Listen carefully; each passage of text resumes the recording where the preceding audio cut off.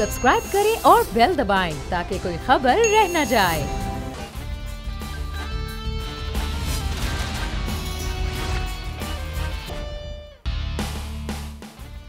अस्सलामुअलैकुम। Special report with Mudassar Iqbal के साथ हाजिर खिदमत है। नाज़रीन, एक तरफ मामला है पीडीएम के इजलास का कि क्या इस्तीफे देने हैं, लॉन्ग मार्च करना है, क्या हिकमत अमली अपनानी है हुकूमत के खिलाफ, और दूसरी जानिब हुकूमत इस हिकमत अमली से निमटने के लिए अपनी काउंटर स्ट्रेटजी अपनाने की भी बातें कर रही है। अब देखना यह है कि ये मामला किस तरह से अब सड़कों पर एहतजाज में, लॉन्ग मार्च में होंगे।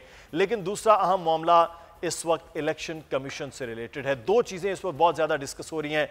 चेयरमैन सेनेट का इलेक्शन क्या वाकई किसी कोर्ट में चैलेंज हो सकता है, क्योंकि ये ऐवान की प्रोसीडिंग है, क्या इस चीज़ों पर हो सकते हैं मामलात या नहीं। दूसरा, इलेक्शन कमीशन को ख़त्म करने की बातें हो रही हैं कि इलेक्शन कमीशन, और सिद्दीक साजिद मजीद भी आपसे अपडेट्स लेंगे कि मामला ये है कि आज का इजलास गर्मा गर्म होना था और उसकी तवक्को थी और वो हुआ भी, लेकिन अभी एक नुक्ते पर मामलात नहीं आए हैं। जैसे बातचीत आगे बढ़ेगी तो देखते हैं कि पीडीएम का क्या फैसला करती है। सिद्दीक, बहुत शुक्रिया आपके वक्त का। अहमद जवाद साहब, पाकिस्तान तहरीक इंसाफ के रहनुमा, हमारे साथ मौजूद हैं। बहुत शुक्रिया अहमद जवाद साहब। नज़ीर लगारी साहब भी हमारे साथ मौजूद है। लगारी साहब, मैं आपसे आगाज़ करता हूँ। ये जो बात की गई आसिफ अली जरदारी साहब की जानिब से कि प्लीज़ मियाँ साहब वापस आएँ, फिर ही तहरीक होती है। उन्होंने 1986 का हवाला दिया, उन्होंने 2007 का हवाला दिया कि किस तरह से जनरल मुशर्रफ या जनरल ज़िया-उल हक के हवाले से वो चलाई गई हैं। और आज जो गिला मौलाना फजलुर रहमान का था वो भी बड़ा जेन्युइन था। लगारी साहब जी, बिल्कुल ऐसा है कि एक तो जरदारी साहब ने बहुत सी बातें की हैं, उनकी बहुत सी बातों से इत्तफाक किया जा सकता है और उनसे इख्तलाफ भी किया जा सकता है। इस्तीफ़े देने पर अगर इत्तफाक राय होता है तो ये एक बहुत बड़ी बात होगी पाकिस्तान की तारीख़ में। शायद ये पहली मरतबा होगा कि इतनी बड़ी तादाद में इस्तीफ़े दिए जाएं, और अगर कौमी असम्बली के 160 से ज़ायद अरकान इस्तीफ़े देते हैं और सूबाई असम्बलियों में जो है वो 200-300 अरकान असम्बलियाँ वो देते हैं, तो एक बहुत बड़ा सिस्टम का कोलैप्स होगा। अब अपोजिशन के सामने ये नुक्ता नज़र भी होना चाहिए कि इस्तीफ़ों के बाद व्हाट नेक्स्ट, इसके बाद क्या होगा। और एक बात ये कि क्या आप जमहूरियत का रास्ता अख्तियार कर रहे हैं या इनकलाब का रास्ता अख्तियार कर रहे हैं।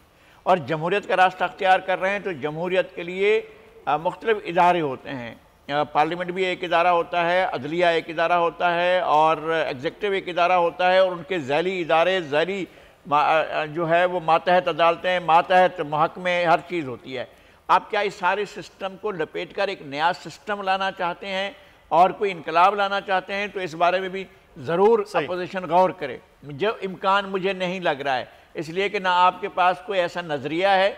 तमाम जमातों का किसी एक नज़रिए पर इत्तफाक होना ज़रूरी है कि वो किस लिए इनकलाब ला रहे हैं, और अगर वो जमहूरियत ला रहे हैं तो जमहूरियत जिस हालत में है इसको मज़ीद जमहूरियत की तरफ जाना चाहिए आपको। और इदारों को, अगर आपका ख्याल ये है कि इदारों के होते हुए आप नहीं चल सकते हैं आगे, तो ये आपके लिए बड़े कांटे बिछाने वाला अमल होगा। लेकिन एक बड़ा जुमला आसिफ अली जरदारी साहब की तकरीर का था, उस पर भी बात करते हैं। उन्होंने कहा कि एस्टेब्लिशमेंट पर अपनी ज़ात के हवाले से तनकीद नहीं होनी चाहिए, हम जिस सिस्टम के लिए बात कर रहे हैं उस पर होनी चाहिए। ये बड़ी अहम बात है। बड़ी अहम बात है। अहमद जवाद साहब को, अहमद जवाद साहब, पाकिस्तान तहरीक इंसाफ की हुकूमत अब क्या सोच रही है? पीडीएम आज बहरहाल इकट्ठी है और वो कह रहे हैं कि अब फैसला करके ही रहेंगे, क्योंकि इस महीने के आखिर में उन्होंने लॉन्ग मार्च भी करना है।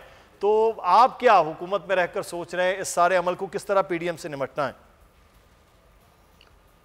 देखें, हमें तो मेरा ख्याल है कि अब पीडीएम से निपटने की इसलिए कोई ज़रूरत नहीं है कि पीडीएम से निपटने के लिए आसिफ अली जरदारी काफ़ी हैं। और अभी तक पीडीएम से निपटने के लिए आसिफ जरदारी ने बहुत अच्छा रोल अदा किया। उन्होंने विकेट के दोनों तरफ खेला, और विकेट के दोनों तरफ खेलने के वो एक माहिर खिलाड़ी समझे जाते हैं। और मैं अंडरस्टैंड कर सकता हूँ कि मौलाना फजलुर रहमान और पीएमएलएन की लीडरशिप के लिए ये बड़ी मायूस कुन सूरत हाल होगी। लेकिन अब वो क्या करें?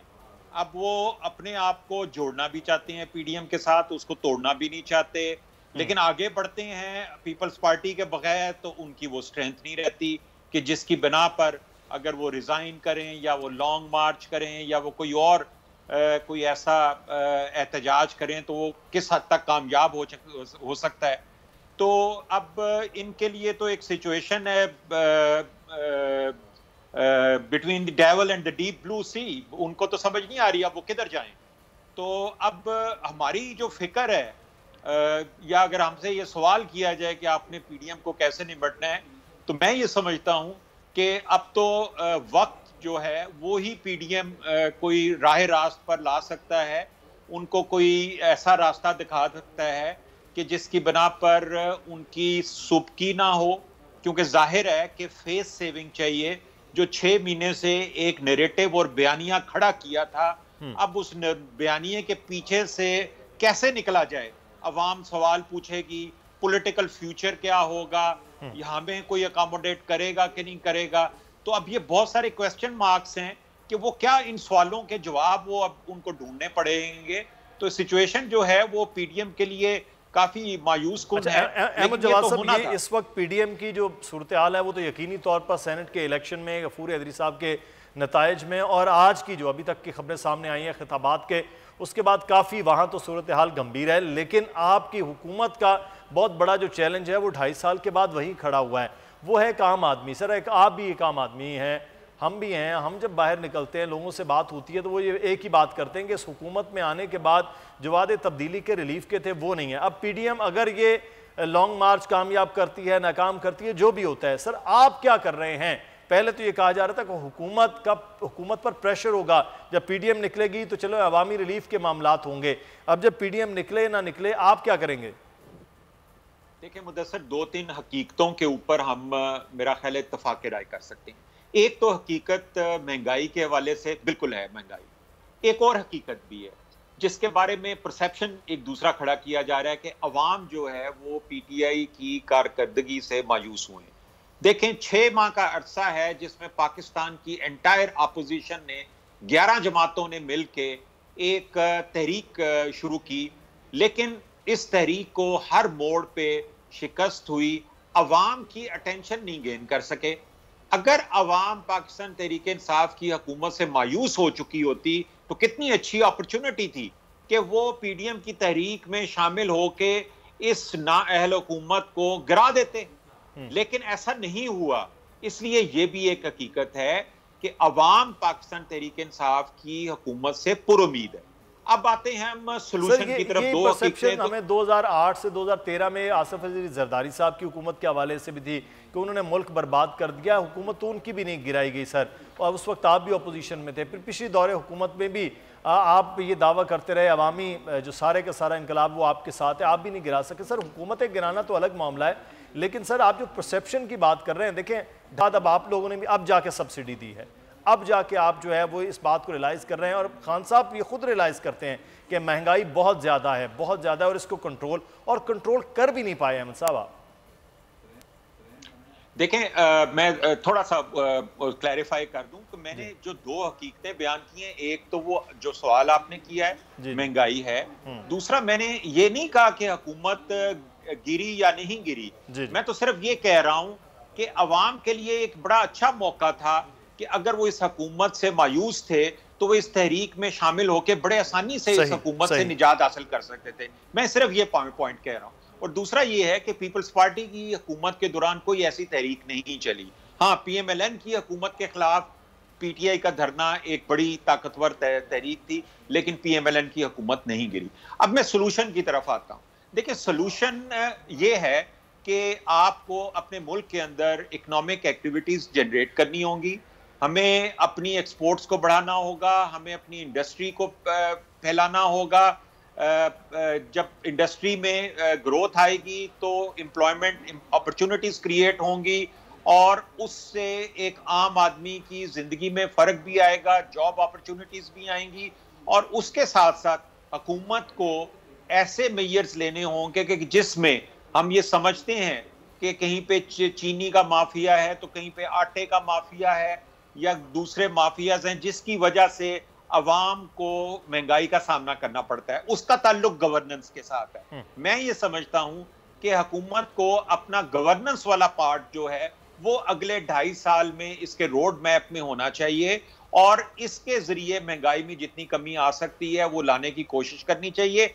और इसके साथ साथ इकोनॉमिक एक्टिविटी इस मुल्क के अंदर जनरेट होगी तो लोगों की जिंदगी के अंदर बेहतरी ये सारे काम जो है वो आपके ही करने के, क्योंकि हुकूमत में आप यकीनी तौर पर ये हो तो अगले 2.5 साल में। अच्छा, मैं लगारी साहब ये जो पीडीएम में जो इस वक्त सिचुएशन है, एक नुक्ते पर नहीं आ रहे। यकीनी तौर पर मुख्तलिफ जमातें 10 जमातें इस वक्त मौजूद हैं, तो उन 10 जमातों का एक नुक्ते पर आना भी एक चैलेंज है बड़ा। लेकिन क्या वाकई पीडीएम इतना बड़ा चैलेंज क्रिएट कर पाएगी? ये 26 मार्च के जो लॉन्ग मार्च की बात हो रही है हुकूमत के लिए। मैं कहता हूं जरदारी साहब ने एक फेस सेविंग का रास्ता निकाला था पिछली मरतबा, जब इनके पास कुछ नहीं, इन्हें सारे पत्ते मेज पर बखेर दिए थे और हुकूमत ने एक एक पत्ता उठाकर इन सबको कहा था कि चलें जी घर जाएं, आपका कोई बात नहीं सुन रहे हैं, ये तय हो गया था। उसके बाद जरदारी साहब ने कहा यार चलो पार्लियामेंट की तरफ चलो, ज़मीनी इंतखाबात की तरफ चलो और सेनेट के इलेक्शन की तरफ चलो, ये चले गए। अच्छा, ये अगर गिलानी साहब ना हारे तो अपनी वजह से हैं और अपने ही लोगों के वोट न देने की वजह से हारे हैं, तो उस मायूसी की, उससे पहले तो बड़े शेर हो रहे थे, पूरी पीडीएम शेर हो रही, जिन्हें देखें हम इनके साथ नहीं, हम ज़मीनी इंतखाब जीत गए, हम डस्का जीत गए, हम वजीराबाद जीत गए, हम नौशहरा जीत गए, सारी की सारी कामयाबियाँ इनको मिल रही थी और ये बहुत जोश खरोश में थे। और गिलानी के जीतने के बाद तो इनका जोश खरोश अरूज पर था, आसमान पर था। उनके हारने की जिम्मेदारी तो पीडीएम पर आयद होती है ना। पीडीएम पहले उन लोगों को बाहर निकाले। मौलाना फजल रहमान का ये मुतालबा बिल्कुल ठीक है कि जो लोग उनके डिप्टी मेयर के डिप्टी चेयरमैन सेनेट के हार के जिम्मेदार हैं, उनके खिलाफ कार्रवाई होनी चाहिए। अब्दुल गफूर हैदरी साहब जो हैं वो जीत रहे थे, अगर वोट का ट्रेंड रहता और वोट दिया जाता, इसका मतलब यह है कि पहले 7 वोट खराब किए गए और उसके बाद 7 वोट दिए ही नहीं गए, तो जिम्मेदारी तो पीडीएम पर आती है। अगर ये पीडीएम इस मरहले पर काबू पा लेती है और अपने वो 7 आदमियों को जो है वो फ्लोर क्रॉस करने ना देती या हार्ड ट्रेडिंग ना होने देती या उनकी खरीदो फरोख्त ना होने देती, तो आज वो बिल्कुल हाई मॉरल ग्राउंड पर बैठी होती कि जी हमने तो मैदान मार लिया, जमहूरियत का सबसे बड़ा हमने फतह हासिल कर ली है, और वो फतह नहीं हुई। उसके बाद मायूसी की तरफ, अब मजीद मायूसी की तरफ जाने के लिए अगर ये अख्तियार करते हैं रास्ता कि अपने पत्ते बखेर कर कहते हैं आओ जी हम लॉन्ग मार्च करेंगे, हम धरना देंगे और हम जो है इस्तीफे देंगे, और इस्तीफा देने के बाद व्हाट नेक्स्ट, भाई आपके पास उसके बाद क्या होगा ये ज़रा बता दें, फिर उसके बाद जो है आप सारा कुछ कीजिए। नहीं, ये तो यकीनी तौर पर अब उनके पास करने को कुछ नहीं है। लेकिन लगारी साहब आज जो एक बात की है बड़ी इंपॉर्टेंट, 2 दिन से ये बड़ा दोबारा से इस्टेब्लिशमेंट को निशाने पर रखा हुआ था नून लीग ने, लेकिन जरदारी साहब ने कहा ज़ात के लिए नहीं होना चाहिए। ये एक बड़ा अहम जुमला है कि इस्टेब्लिशमेंट को जो हम निशाना बना रहे हैं वो अपनी ज़ात के हवाले से ना हो। नहीं, ज़ात के हवाले से अगर किसी को इंतकाम लेना है तो फिर आसिफ अली जरदारी को नवाज शरीफ से लेना चाहिए।